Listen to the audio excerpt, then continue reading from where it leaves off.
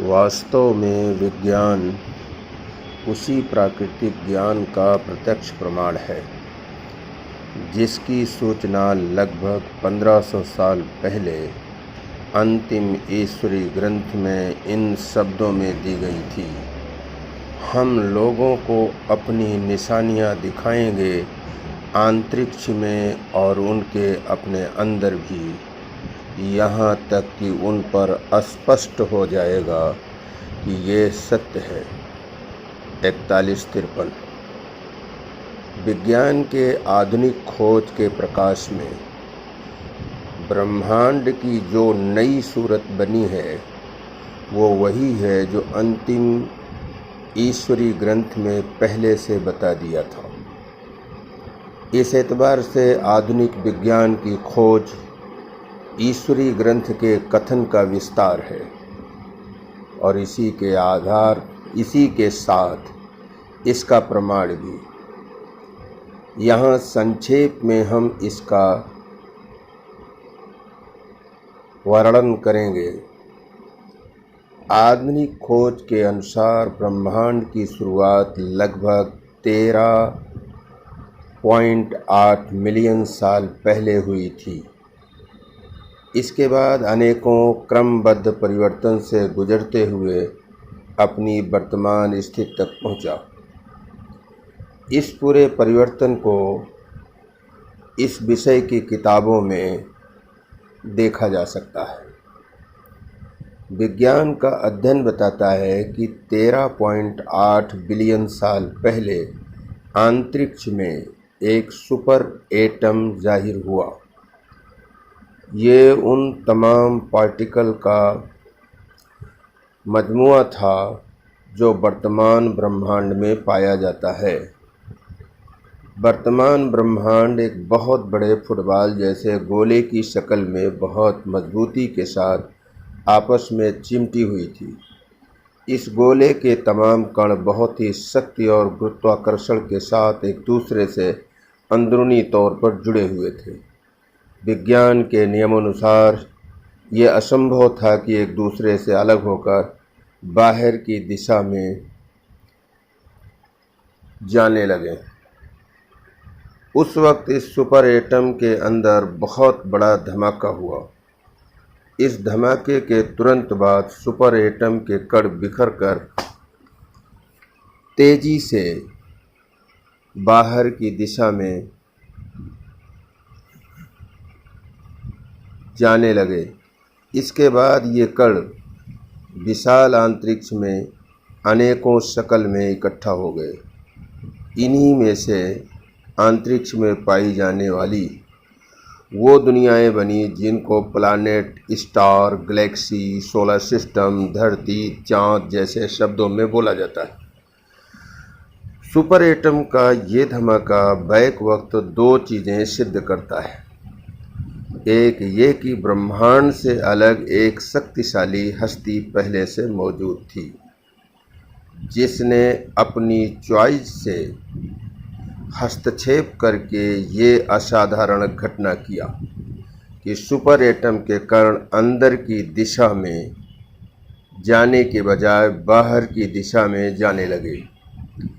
इस घटना का दूसरा विशाल पहलू ये है कि धमाका सदैव बिगाड़ का माध्यम बनता है। पटाखे से लेकर बम तक हर धमाका बिला अपवाद यही विशेषता रखता है। किंतु सुपर एटम का धमाका बिगाड़ का माध्यम नहीं बना। इसने पूरे तौर पर केवल अच्छे रिजल्ट पैदा किए। ये एक्सेप्शन की घटना इस बात का प्रमाण है कि इस ब्रह्मांड का क्रिएटर असीमित शक्ति का मालिक है। वो ये पावर रखता है कि किसी घटना के साथ रिजल्ट पर पूरा कंट्रोल कर सके। विज्ञान का अध्ययन बताता है कि हमारा ब्रह्मांड एक फैलता हुआ ब्रह्मांड है। ये गुब्बारे की तरह लगातार बाहरी दिशा की तरफ फैल रहा है। इससे सिद्ध होता है कि ब्रह्मांड की बिगनिंग हुआ है। अगर ब्रह्मांड सदैव से होता तो अपनी इस फैलती हुई स्थिति की बिना पर अब तक ख़त्म हो चुका होता। ये सिद्ध होता है कि ब्रह्मांड की बिगनिंग हुई है। इससे ये भी सिद्ध होता है कि इसको कोई शुरू करने वाला है। जिसका अस्तित्व न हो उसकी शुरुआत उसी वक्त संभव है जबकि उससे पहले कोई मौजूद हो, जो अपनी इच्छा से उसको शुरू कर सके। ब्रह्मांड में ऐसे बहुत से अनुभव हैं जो ये सिद्ध करते हैं कि ब्रह्मांड की व्यवस्था का व्यवस्थापक केवल एक है। अगर एक से ज़्यादा व्यवस्थापक होते तो निसंदेह ब्रह्मांड में बिगाड़ पैदा हो जाता। उदाहरण के तौर पर धरती और सूरज की दूरी लगभग 9 करोड़ 30 लाख मील है। अगर इस दूरी में अंतर आ जाए तो इसके बड़े भयानक नतीजे पैदा होंगे। जैसे अगर ये दूरी 20 करोड़ मील दूर हो जाए तो धरती पर इतनी ठंडक पैदा हो जाएगी कि पानी और तमाम जानदार जानवर और आदमी सब बर्फ़ की तरह जम जाएंगे।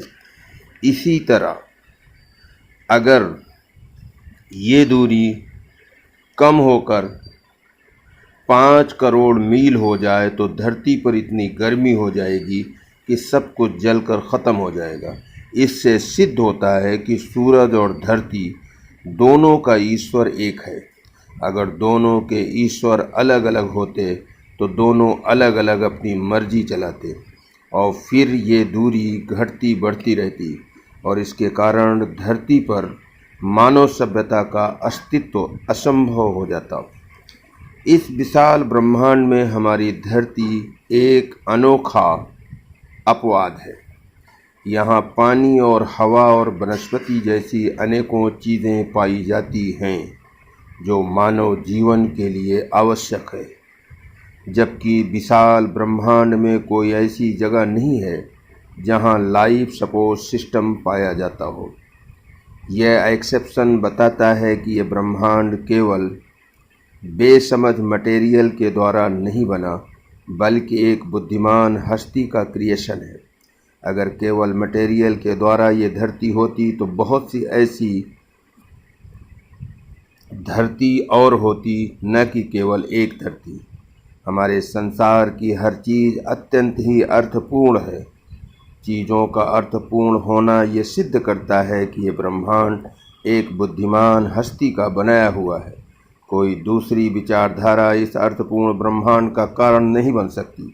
उदाहरण के तौर पर धरती के साइज को लीजिए। धरती का साइज लगभग 25,000 मील की गोलाई में है।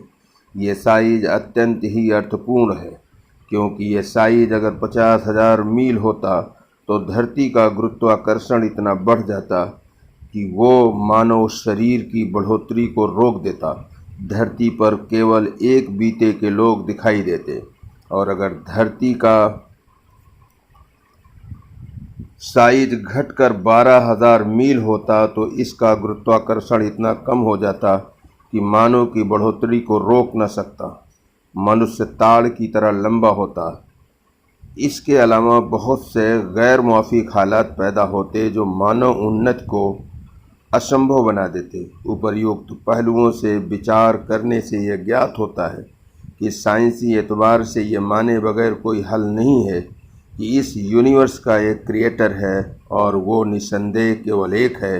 वास्तविकता ये है कि इस मामले में हमारे लिए जो चॉइस है वो यूनिवर्स विथ गॉड और यूनिवर्स विदाउट गॉड में नहीं है, बल्कि हमारे लिए चॉइस ये है यूनिवर्स विथ गॉड और नो यूनिवर्स एट ऑल में है।